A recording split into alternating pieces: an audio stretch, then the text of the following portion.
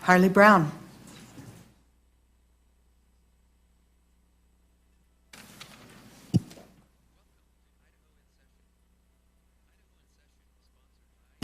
Harley, you could take your hat off, For you, inside a building. Good morning. Show your beautiful head. Good morning, Senate Committee. Thank you, Mr. McKenzie, for your invitation to have the likes of me here. I support Bill 1389. I want to elaborate on what that other distinguished gentleman said about infringe, okay? Take these big tapestries or curtains, and if you unravel it from the ends, that's infringing upon it. Do not do that to the Second Amendment, or you're going to infuriate millions of us.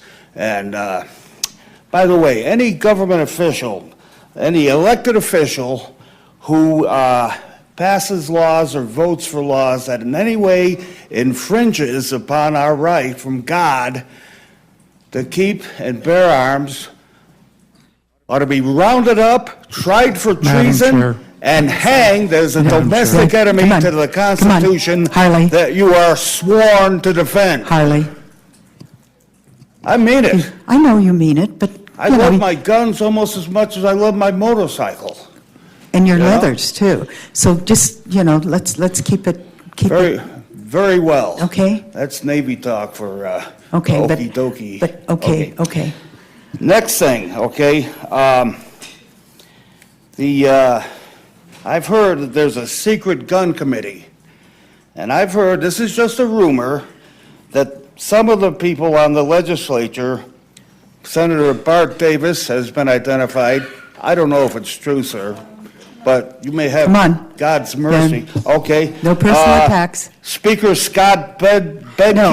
Madam Chair. Representative Judy Boyle. Senator Hill. Madam Chair.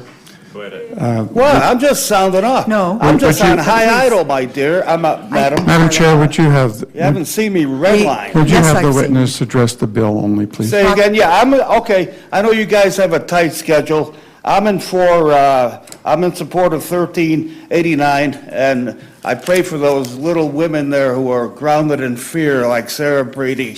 Come on. My heart goes out for them. What a way to live. Thank you for your time, and I'll get off my soapbox now. Okay. Harley, thank you for being here. Do you Thank you mean for being that? pretty calm. Of course I do. Okay, We've known thanks. each other a long time. Thanks a lot. Thank you. Bye-bye. All right. Fred Woodbridge and Drew Pierce is here in support, does not wish to testify. Fred Woodbridge.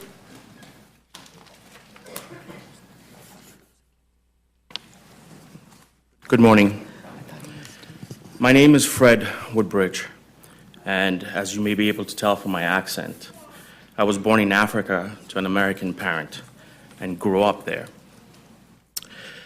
In the 1980s, I lived in Nigeria, where every so often I woke up in the morning to the sound of military music playing on the radio.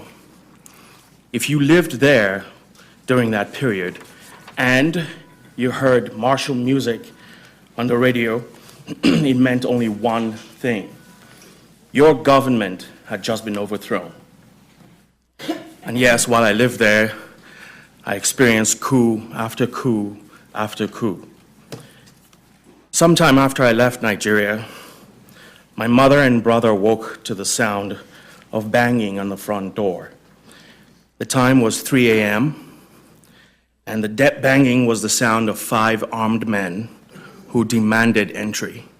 They proceeded to terrorize my mother and brother for hours. What they wanted was my brother's American passport. They stole at gunpoint that document, which ironically signified freedom and justice. Today, my brother fights for that freedom as a second lieutenant in the United States Army. Some political scientists and historians have wondered what the United States would look like without guns. Well, I don't have to wonder. I lived it. I grew up in a country where only 3 classes of people were armed: the military, the rich, and of course the criminal element. The military could and did decide to waltz over to the president's mansion and tell him at gunpoint to vacate the premises or die.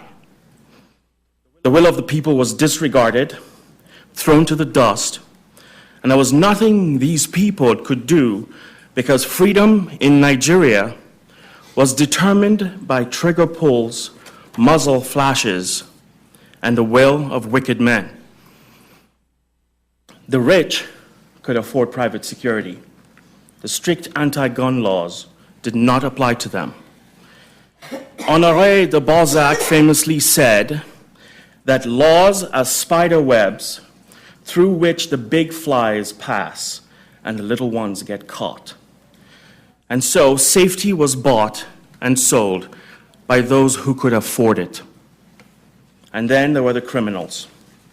Criminals such as those who subjected my brother and mother to a living nightmare at gunpoint. They were perfectly safe. They knew they could walk up to a house, any house, and demand entry, safe in the knowledge that no one could stop them. The United States is a beacon of freedom, one that I cherish to the core of my being. And that freedom largely comes from an armed populace that can decide for itself its own governance, but more, can back up that decision with force of arms if necessary. Any step you take to preserve this is a step in the right direction. Because I am mixed race, like President Obama, there was a time in this country when I would have been subjected to a test of knowledge before I could vote for my government representatives. Rightly, this practice has been relegated to the dustbin of history. The Second Amendment guarantees a right to defend one's life against the tyranny of wicked men. It should not be subjected to a test of knowledge or the payment of a poll tax. Its exercise should not be based on how much money you have in the bank or whom you know. I believe in the Second Amendment because it is one of our most important civil rights. Take it from a foreign-born citizen. Don't squander or cheapen your birthright. Don't make things more difficult for your fellow citizens to choose their destiny in peace and security. Pass constitutional carry.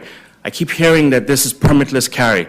I like to think of it better in terms of the fact that this is a constitutional carry.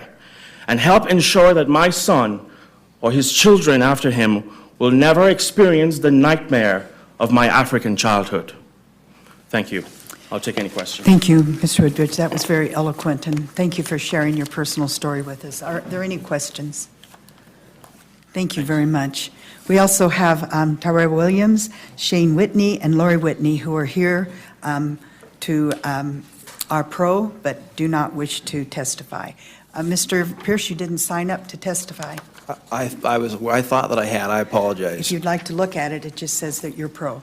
Oh, I thought that I asked the Okay. page. How about 1.5 to 2 minutes, because we need to get That'll on the be just floor. fine. Okay, thank you. All right, thank you for the time. Are you for or against? I'm absolutely for permitless carry, but let me just introduce myself. My name is True Pierce. I'm an Idaho attorney.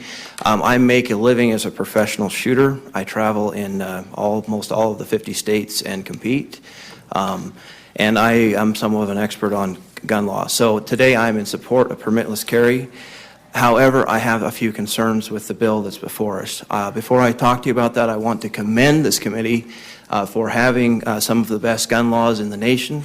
This committee is one of the committees that passed the enhanced permit. It's now the best permit in the nation. As an Idaho resident, you can carry in 39 states, which is impressive. We also are allowed to carry on college campuses, a right which only a few other states have. My concern with this bill today comes from the fact that I don't think that it does what most Idahoans think that it's going to do, and I think that it's not written clearly. Currently, we have federal law on schools. That current federal law is called the Federal Gun-Free School Zone Act, and it prohibits carrying a firearm within 1,000 feet of a school ground.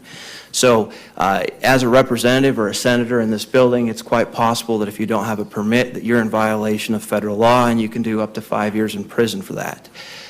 This bill does not make any denotion of that. There's nothing in there to make people aware that if they do choose to carry inside city limits, which I am for, that they may not carry within 1,000 feet of a school. It's not in a school, it's 1,000 feet from a school. And it's in their vehicle, it's passing on a street, it's any of those things. Having a permit exempts you from the federal law. That is the key, is that having the permit, it does allow you. It's why we haven't done this in the past. Once again, I'm for doing this, but I think that the bill should be amended to reflect the federal language. Now, we just heard the NRA representative in the earlier bill, the House bill this morning, talk about the fact that it's okay to reference a federal law in a bill. And I would suggest that that should be done here, that we reference the fact that you still may not carry within 1,000 feet of a school. If you're found guilty of doing that, it would carry up to a 5-year prison sentence. You would not be able to own guns for the rest of your life.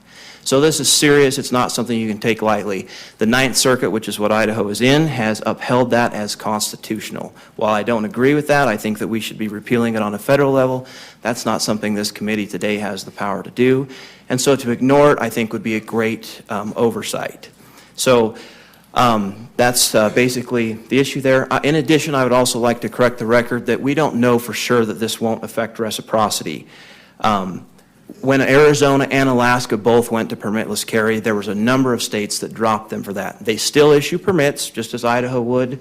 However, there was a number of states that did drop them at the time, so there's no guarantee that that won't happen. That being the case, I still think it's worth that risk that we take, but I think that we have a duty to make sure Idahoans understand that, hey, it's a quagmire of areas that you cannot carry in if you choose to risk that.